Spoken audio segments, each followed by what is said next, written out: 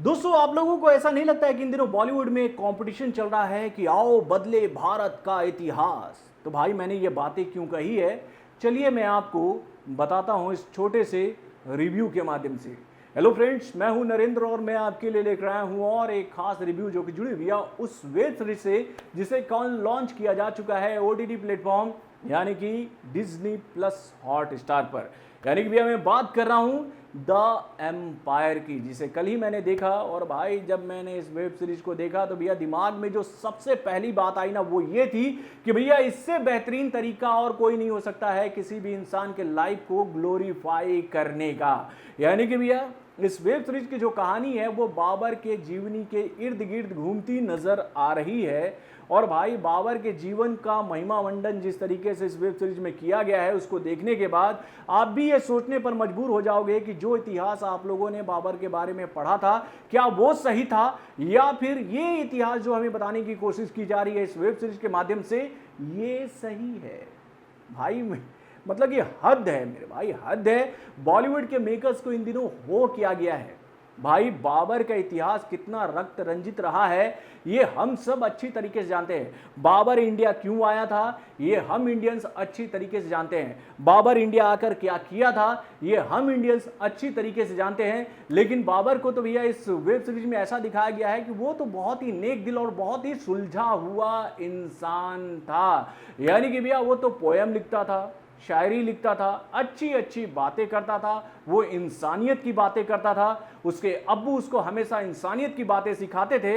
लेकिन उनकी नानी जान जो है वो बाबर को कुछ और ही बनाना चाहती थी। यानी कि भैया शबाना आजमी इस फिल्म में बाबर की नानी का किरदार निभा रही हैं और बाबर इसमें बने हैं कुणाल कपूर, जो कि अपनी नानी के कहे अनुसार इतना क्रूर शासक बनता है कि वो अपने पूरे इतिहास को रक्त रंजित बना देता है। लेकिन भैया यहाँ पर रक्त रंजित जो मैं बार बार आप लोगों को कह रहा हूं वैसा कुछ दिखाने की कोशिश नहीं की गई है। यानी कि बाबर के चरित्र को सुधारने की कोशिश की जा रही है इस वेब सीरीज के माध्यम से।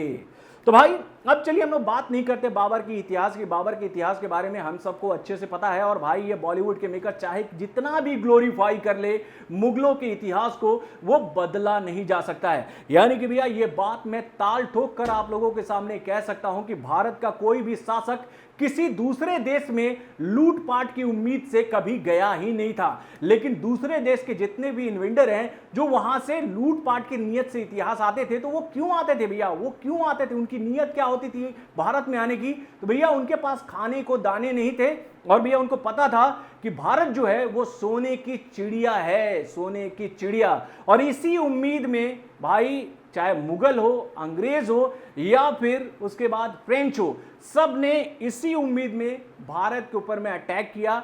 यहां पर आकर भारत के लोगों को गुलाम बनाया और भारत को ये लोग लूटे हैं। इस इतिहास को कोई नहीं बदल सकता है। अब चलिए हम लोग बात करते हैं इस वेब सीरीज की, यानी कि भैया एक्टिंग वाले डिपार्टमेंट की या फिर डायरेक्शन वाले डिपार्टमेंट की या फिर एनिमेशन वाले डिपार्टमेंट की। तो भैया ऐसा है कि इस वेब सीरीज में एक ही एक्टर ऐसा है जिसने भैया लोगों का दिल जीता है अपने परफॉर्मेंस के माध्यम से, तो वो है डीनू मोरिया। यानी कि डीनू मोरिया ने इस वेब सीरीज में जो किरदार निभाया ना उन्होंने उस किरदार को जी लिया है मेरे भाई। और उनके किरदार के वजह से ही ये वेब सीरीज काफी इंटरेस्टिंग लग रही थी। यानी कि अगर हम लोग बात करें कुणाल कपूर की जो कि इस वेब सीरीज में बाबर का किरदार निभा रहे थे, तो भाई वो बाबर के किरदार के साथ में जस्टिफिकेशन नहीं कर पाए। यानी कि उनको जो कहानी लिखकर दी गई, जो कहानी उन्हें समझाया गया, वो बाबर के चरित्र को जितना भी धोने की कोशिश कर रहे थे ना, यानी कि उनके रक्त रंजित इतिहास को जितना भी धोने की कोशिश कर रहे थे वो धुलेगा नहीं मेरे भाई। वो हम इंडियंस को अच्छी तरीके से याद है। यानी कि इस वेब सीरीज में डीनू मोरिया को छोड़कर बाकी के जितने भी कलाकार हैं सब ने अपने परफॉर्मेंस के माध्यम से निराश ही किया है मेरे भाई।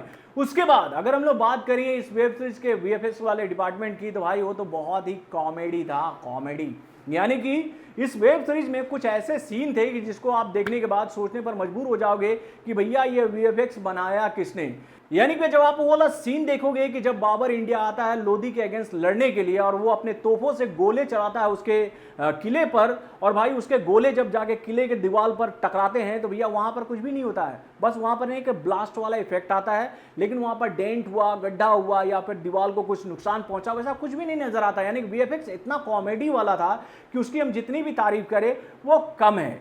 यानी कि ये जो वेब सीरीज है वो हर मामले में फ्लॉप साबित हुई है, यानी कि कहानी के हिसाब से, डायरेक्शन के हिसाब से और एक्टिंग वाले डिपार्टमेंट के माध्यम से, यानी कि डीनो मोरिया को छोड़कर बाकी का कोई भी कलाकार इस वेब सीरीज में ऐसा परफॉर्मेंस नहीं कर पाया जिसको देखने के बाद हम ये कह सकते हैं कि भैया हम लोग मुगल डायनेस्टी की कहानी को देख रहे थे। और भाई यहां पर मैं एक सवाल और आप लोगों से अंत में पूछना चाहूंगा कि भाई हम तो यही जानते थे ना कि भैया ये जितने भी मुगल डायनेस्टी के किंग हो या फिर लोदी हो, गौरी हो या फिर तैमूर लंग हो, ये सब कबीलाई सरदार थे भाई। इन लोगों के पास कोई अपने किले महल वगैरह नहीं थे उस समय, ये कबीलों में रहते थे। और आज भी अफगानिस्तान में किस तरीके से लोग रहते हैं ये बात सब हम अच्छी तरीके से जानते हैं। आज अफगानिस्तान के पास में अगर कोई संसद भवन है, यानी कि उनका जो पार्लियामेंट का जो बिल्डिंग खड़ा हुआ है वो हम इंडियंस कहीं दे नहीं, यानी कि हमारी गवर्नमेंट ने ही वहां पर वो संसद भवन उन्हें बनाकर दिया है। यानी कि संसद भवन में बोल रहा हूं, उनका पार्लियामेंट डिपार्टमेंट का जो बिल्डिंग है वो हम इंडियंस ने ही बनाकर दिया मेरे भाई। तो भैया वहां पर काबुल में जो बड़े बड़े महल दिखाए जा रहे थे भाई, ये महल कहां है? मैं तो सर्च कर रहा था कि भाई कौन सा महल गौरी का था, कौन सा महल लोधी का था, कौन सा महल बाबर का था। मतलब कि यार कुछ भी आप बना दोगे, वो कहाँ है नामो निशान उन किलों के। भाई ये लोग इंडिया आए, इंडिया में आकर इन लोगों ने देखा कि भैया वैभव क्या होता है, समृद्धि क्या होती है। और वो इंडिया बस इसी वजह से आते थे कि यहाँ पर हरियाली थी, खुशहाली थी और ये देश सोने की चिड़िया थी। और इन्हें वो लूटने की ही उम्मीद से आते थे। उनके लूटपाट वाले इतिहास को चाहे बॉलीवुड की ये मेकर्स कितना भी कोशिश करें वो ग्लोरीफाई नहीं कर सकते हैं। ये बात मैं अंत में कहना चाहूंगा। तो बॉलीवुड से जुड़े और भी कई सारे खबरों को जानने के लिए हमारे चैनल वारुण जंक्शन को लाइक सब्सक्राइब करना ना भूलिएगा और हमारे अपडेट्स को जानने के लिए बेल आइकन को जरूर दबाइएगा।